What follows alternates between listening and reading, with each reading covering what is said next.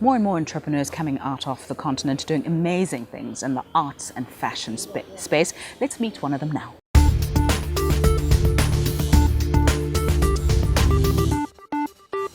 Adele, thank you so much for chatting to us. Now, you're part of a program called Lionesses of Africa. Firstly, tell us a little bit more what that is about and what's your involvement?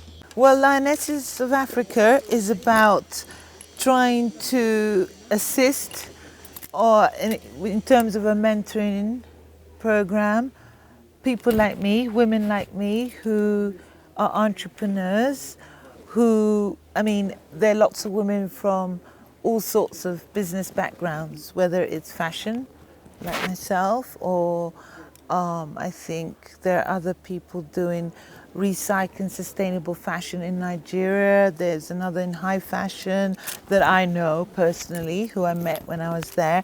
And it's just making people aware of all the challenges, pressure, and just, what we go through, the journey of being a female entrepreneur in Africa. And what are some of the lessons that you've taken out of it? Oh, so much. The first probably is that I'm not alone.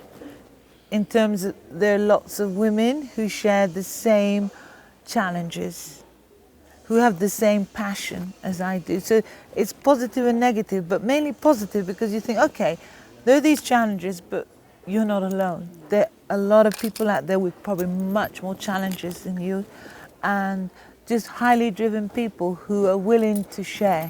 I think it's really important, if you're going to be a lioness, to share as much as possible, because I think sharing, you get more back. Tell us a little bit more then about your fashion and accessories brand.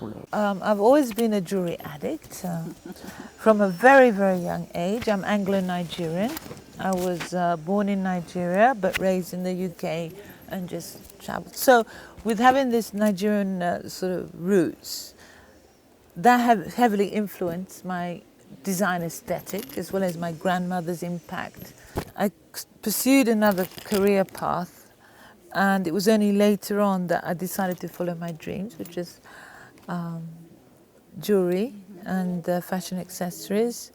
And by pure luck for me, my husband got a job here in Kenya 11 years ago actually.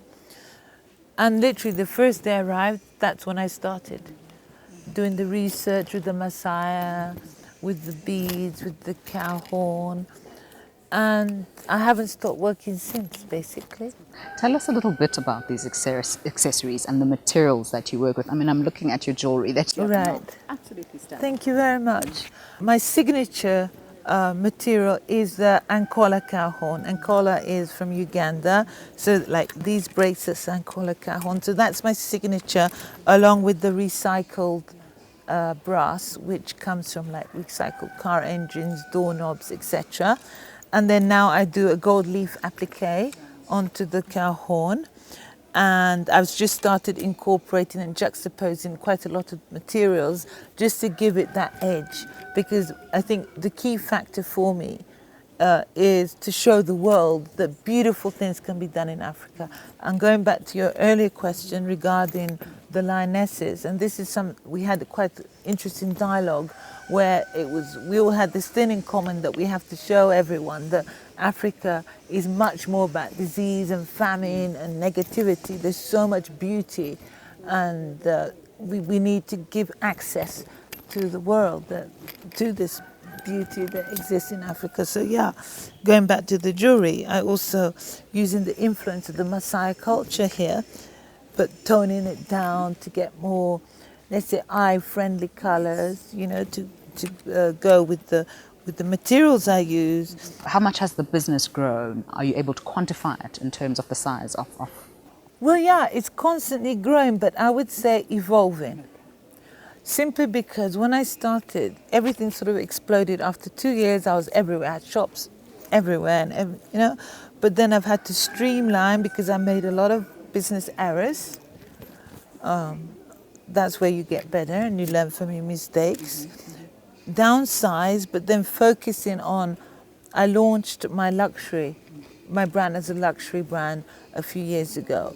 So just focus on getting the best artisans, low key, and downsizing, but at the same time creating lots of job opportunities outside my business. So the people I source for the horn and the recycled materials, by sourcing from them, I'm creating jobs for them. So I don't need to have 100 employees on my payroll. I can have 24, I think 24 is what I have now, mostly women, rather than 50 or 60 that make losses. But at the same time, by only having 24 people on my payroll, I'm creating jobs for 100 people. So it worked much better. So broadly, beyond your own business, what do you make of the fashion space in Kenya? Is it growing? Absolutely. I mean, 10, 11 years ago, it was virtually non-existent. And now the beauty is that everyone is so into fashion and it's growing. Even the fashion accessories, high fashion, there's so many designers and incredibly talented. And yeah, it's really grown. And I think they're also much more well-traveled than they used to be. They've realized the significance of traveling.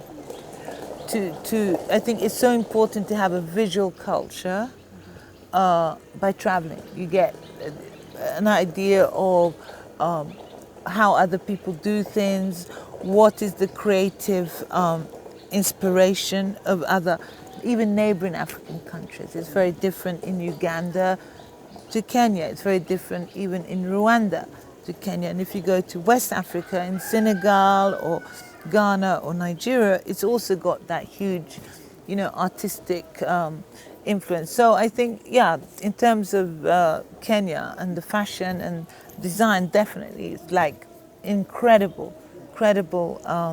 increase in interest and also improvement and yeah.